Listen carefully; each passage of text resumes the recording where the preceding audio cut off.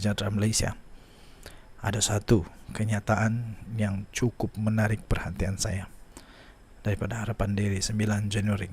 Jangan keluar kenyataan bercanggah dengan ajaran Islam. Dengar baik-baik, walaun-walaun, penunggang-penunggang agama, semua orang yang suka sangat menunggang agama untuk kepentingan diri sendiri, dengar dengan baik. Jangan keluar kenyataan bercanggah dengan ajaran Islam. Menteri di Jabatan Perdana Menteri Hal Ehwal Agama menegaskan cadangan supaya dibenarkan beroperasi rumah pelacuran untuk warga asing adalah bertentangan dengan peruntukan Undang-Undang Sivil dan Syariah. Jangan main-main, ini bertentangan. Datuk Dr. Muhammad Naim Mukhtar berkata, syur daripada pelakon Rosham Nur itu juga terang-terang bercanggah dengan prinsip ajaran Islam dan maqasid al-syariah.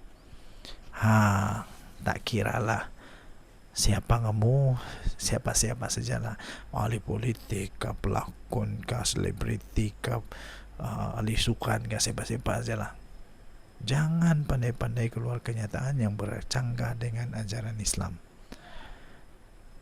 Menurutnya, cadangan itu tidak boleh diterima sama sekali dan sewajarnya ditolak oleh segenap lapisan masyarakat. Saya juga setuju.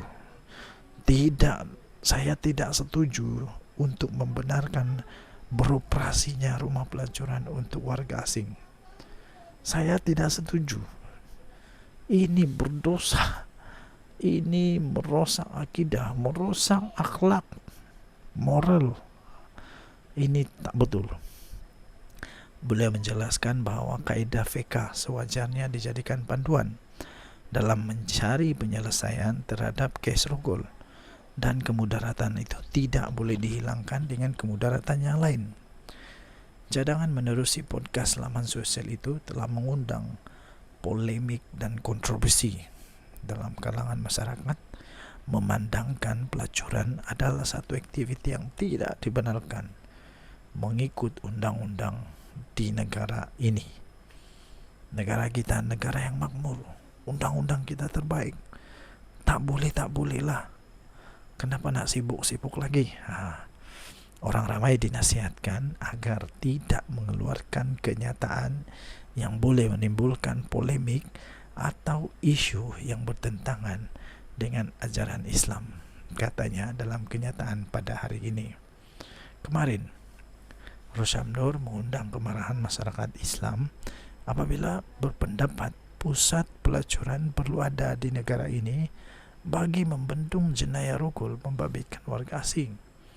Menerusi podcast Hitam Putih, kehidupan yang dimuat naik ke TikTok Suhan Channel, pelakon berusia 56 tahun itu menyifatkan ia perlu ada untuk kemudahan warga asing lelaki yang kebanyakan meninggalkan istri masing-masing di negara mereka. Mengulas lanjut, Muhammad Naim berkata dalam Akta Kesalahan Jenayah Syariah Wilayah-Wilayah Persekutuan 1997 Akta 559 juga terdapat beberapa peruntukan yang berkaitan dengan kesalahan pelacuran. Antaranya seperti subsection 21 pelacuran, section 22 muncikari seseorang yang bertindak sebagai orang tengah antara orang perempuan dan seorang lelaki bagi apa-apa maksud yang menyalahi hukum syarak, dan section 23 persetubuhan luar nikah. Di bawah Akta Kesalahan Jenayah Syariah Wilayah Persekutuan 1997 juga ada memperuntukkan kesalahan kepada mana-mana orang yang menganjurkan, mendorong atau menggalakkan orang lain untuk melakukan apa-apa maksiat sebagaimana diperuntukkan di bawah section 35 Akta 559, katanya. Tambahnya lagi, pelacuran adalah jenayah berat di sisi undang-undang Islam yang termasuk dalam kategori hudud. Jadi ini memang patut dihalang. Saya tidak setuju juga. Saya pun tidak pasti, saya pun tidak paham kenapa tiba-tiba selebriti yang sangat dihormati ini, Rosham Nur ini, terang-terangan dengan bercanggahnya dengan ajaran yang Islam selalu ajarkan, tiba-tiba membuat kenyataan yang mengejutkan itu. Kita jumpa lagi. Salam sejahtera Malaysia. Denyut nadi suara rakyat bergema di channel ini. Rafizi Ramli memang suatu nama yang memang selalu, kalau nama dia keluar saja memang bergegar satu Malaysia. Bergegar satu Malaysia. Apa pula kali ini? Rafizi membuat satu pengumuman yang memang mengejutkan. Sukar dipercayai tapi betul-betul mengejutkan. Apa tidaknya Rafizi yang kalau bercakap, Rafizi yang kalau berdebat susah untuk dikalahkan, dan Rafizi adalah orang yang tidak cepat melenting. Dia tetap tenang bila menjawab dengan fakta, bukan menjawab dengan emosi, bukan menjawab dengan marah, bukan menjawab dengan fitnah, tapi beliau tenang menjawab. Terbaru ini yang mengejutkan, ya, saya pun terkejut nih. Rafizi tiba-tiba membuat pengakuan. Pengakuan Rafizi, dia berkata, dia mengakui sudah lama uninstall WhatsApp. What? Jadi kalau dia sudah uninstall WhatsApp, apa maksud di sebalik itu? Daripada harapan dari 9 Januari juga, Rafizi akui dah lama uninstall WhatsApp. Wow. Menteri Ekonomi Rafizi Ramli berkata beliau sudah lama memadam platform media sosial dia, yaitu aplikasi WhatsApp. Menurut timbalan Presiden PKR itu, tindakan itu lebih baik untuk kesehatan mental daripada ramai orang yang tak cukup akal untuk main WhatsApp. Lebih baik tak ada. Katanya grup family pun tak ada. Jangan kecil hati kalau tak terjawab, katanya dalam melawan X. Tambah ahli Parlimen Pandan itu, Perdana Menteri juga tidak mendapat respon blue tick di WhatsApp. Anwar Ibrahim pun tak dapat blue tick kat WhatsApp. Sebab saya tiada WhatsApp, katanya diakhiri dengan emoji ketawa. Rafizi juga ketika menjawab pertanyaan warga maya di platform X memberitahu beliau juga tidak mempunyai akaun di platform Telegram. Inilah bagus Rafizi. Dia tidak buang masa tengok WhatsApp, tidak tengok Telegram, tidak.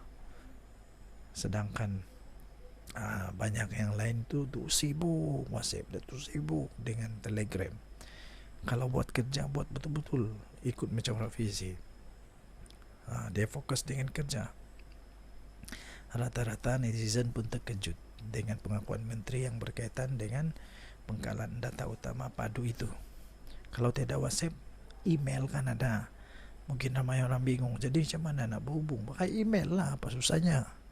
Kata antara antara komen, biar betul bekas CEO Data Raya Info, Project Manager padu guna SMS dan email je.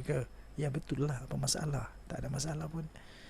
Lepas tu ada lagi kata boleh je tiada WhatsApp dan Telegram kalau berkaitan kerja, kumpulan kerja guna Google Chatroom atau Slack, lebih tersusun dan memaksimumkan isyarat kepada bunyi. Malah lebih baik membina AI dalaman, katanya. Ada satu lagi komen, kadang memang lebih baik, kadang memang lagi lebih suka call sebab kita nak sesuatu jawapan segera. Bila PM private message, langsung tak buka message kita. Sakit hati. Demikian tanda komen daripada warga maya. Wow, tahniah diucapkan kepada Rafizi.